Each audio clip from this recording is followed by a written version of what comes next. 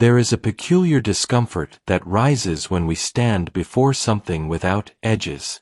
Human beings are creatures of limits. We measure, we mark borders, we draw lines in the sand so we can say this is mine and that is yours.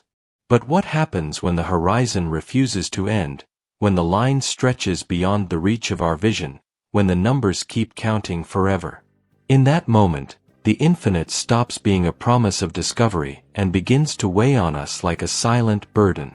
The infinite, after all, is not just vast. It is indifferent. It does not bend toward our needs. It does not answer our questions. It simply exists, stretching endlessly in every direction, whether or not we are there to witness it. For some, that idea is exhilarating. For others, it is profoundly unsettling. And for most of us, it is both at once, a thrill that quickly turns into vertigo. We are fascinated by endlessness. We recreate it in the digital worlds we design. We chase it in the outer edges of our universe. We stare into abysses on our own planet that seem bottomless. Yet every time we face the infinite, something inside us resists. Because infinity is not a place we can truly inhabit. It is an idea that destabilizes the way we see ourselves. To stand before it is to feel small, not just physically but existentially. The stories we tell about infinity reveal this tension. Sometimes they dress the infinite as an adventure, full of promise and discovery. Other times, they paint it as a mirror of cosmic terror. But beneath both faces lies the same truth: the infinite is not meant to comfort us. It is meant to remind us of scale, of proportion, of how fragile our own boundaries truly are. This is the weight of infinite space, a weight that is not measured in mass or gravity, but in the silence it imposes on us. And once you feel it, you can never truly set it down. At first glance, Minecraft is pure wonder. You spawn in a landscape that seems alive, forests stretching over hills, rivers carving their way through valleys, mountains rising like monuments. Every corner promises discovery, and every step forward feels like a step into possibility. The game does not give you a map, nor does it ask you to follow a path. Instead, it whispers a quiet truth: the world goes on forever. The algorithm that generates this universe does not tire, and it does not run out of imagination. Move in one direction, and the terrain reshapes itself endlessly, constructing forests, oceans, deserts, and plains without ever repeating in quite the same way. It is an infinity tailored for play, an infinite canvas where you can build, explore, and survive. For a time, this feels liberating. There is always somewhere else to go, always another horizon waiting. But then, something changes. The excitement of discovery gives way to a subtle unease. Because an infinite world is not the same as a living one. No matter how far you walk, you will never stumble upon the edge. You will never find a center. There is no final destination, no resting point that gives meaning to the journey. The game world is infinite, but it is also indifferent. It expands not because it has to, but because it simply can. In that realization lies the weight of the infinite. The more you travel, the more you notice the silence between your steps. You might build monuments, castles, entire cities, but they are islands in an endless ocean of terrain that does not care whether you exist. Beyond the borders of your creations, the world stretches on, silent and empty, repeating its patterns in a solitude that no amount of effort can fill. In Minecraft, infinity begins as a gift. Yet, for those who wander too far, it becomes something else. A reminder that even in a world we designed, the absence of limits can be just as frightening as the presence of them. If Minecraft shows us the emptiness of an infinite world, Outer Wilds reveals something far more fragile: that infinity may not be endless at all, but cyclical. Where one game gives you a horizon that never stops, the other gives you a horizon that always ends. Every 22 minutes, no matter what you do, the sun swells, burns white-hot, and collapses into supernova. The universe dies, and then it begins again. At first, it feels like a limitation. You are trapped inside a loop, your time reset again and again. But as you explore, you begin to realize that this cycle is its own kind of infinity, not measured in size, but in repetition. The worlds you land on are small, fragile, even playful. They spin with quirky gravity and shifting landscapes, but each one carries secrets that only reveal themselves through patience, memory, and death. The more loops you endure, the more you understand, infinity does not always stretch outward. Sometimes, it folds in on itself. This cyclical universe weighs on the player in a different way than Minecraft's endless terrain. Here, the infinite is not about solitude, but inevitability. The fire at the end of every loop cannot be stopped. No matter how far you travel or how much knowledge you collect, the universe always collapses. Your discoveries matter, but only in the way a message matters when whispered into the void. You are not fighting to change the ending. You are struggling to accept it. And yet, just as in Minecraft, the infinite leaves its mark. One infinity leaves you wandering without end. The other leaves you repeating without escape. Both remind us of the same truth.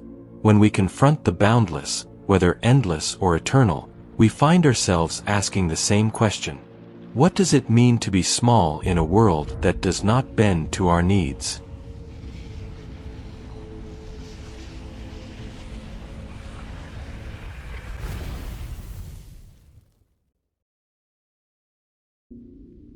From the infinite landscapes of Minecraft to the collapsing cycles of Outer Wilds, we step now into something that is not crafted by code nor imagined by designers.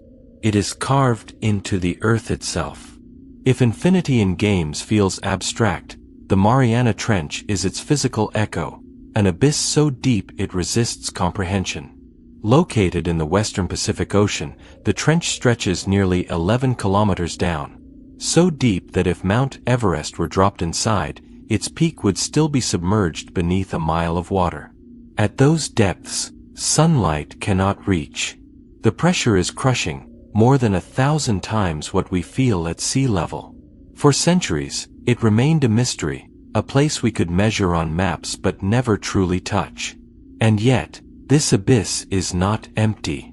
Strange lifeforms cling to its darkness, translucent creatures with bodies adapted to pressure that would kill us instantly, organisms that produce their own light in a world without sun. In a way, the trench mirrors infinity's paradox. It is terrifying in its scale, yet within it, life still finds a way to exist. It is proof that the unknown is not barren, but rich in secrets we have barely begun to uncover. Standing before the ocean, we face a horizon that feels endless. But descending into it, we realize that infinity does not only stretch outward, it plunges downward. Just as Minecraft overwhelms with vastness, and Outer Wilds traps us in cycles, the Mariana Trench unsettles us with depth. It asks the same question, but in a darker register. What lies beyond the limits of our senses, hidden in places we cannot reach? Infinity does not only belong to the stars. It is here, in the crushing silence beneath our own seas. And when we confront it, the weight is the same.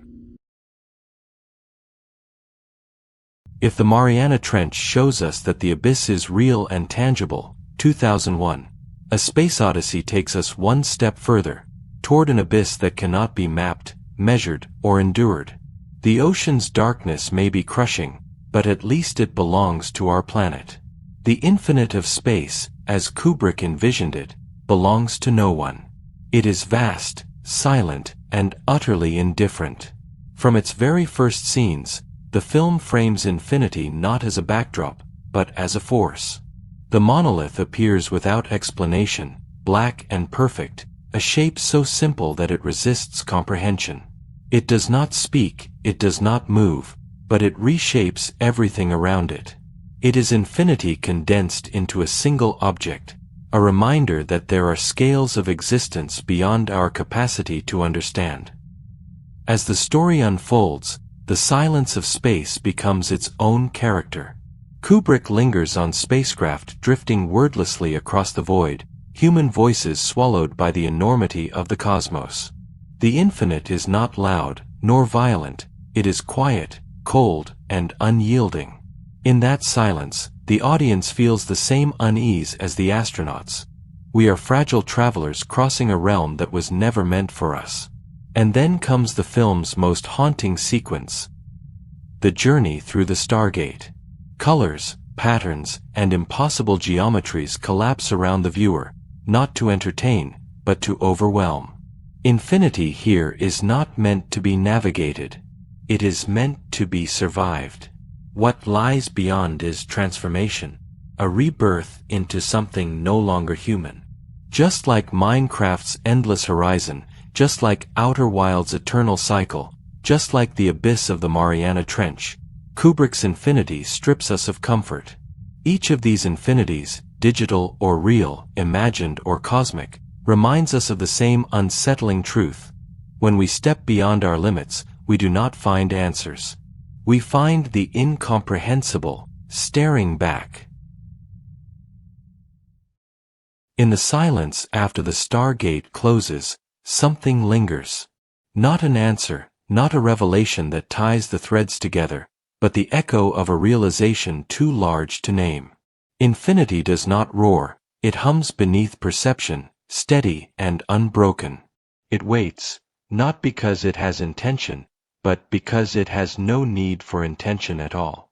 We are beings who crave boundaries. We draw maps, we chart constellations, we build walls around our gardens. To live is to measure, to give shape to the unshaped. Yet when we are confronted with the limitless, all those borders dissolve. What is a fence compared to an ocean with no bottom? What is a compass in a universe that circles endlessly back upon itself? And still, we return to it. We gaze at stars that will never know our names. We dream of reaching depths that could crush us in an instant. We imagine landscapes that stretch further than our machines can render. The infinite terrifies us, yet it also calls to us. It is the abyss we cannot stop staring into, even as it reminds us how easily we vanish against it. Perhaps that is its true weight, not in the vastness itself, but in what it awakens in us. Infinity is a mirror. In its endless silence, we hear the fragility of our own voices. In its immeasurable distances, we feel the brevity of our own steps.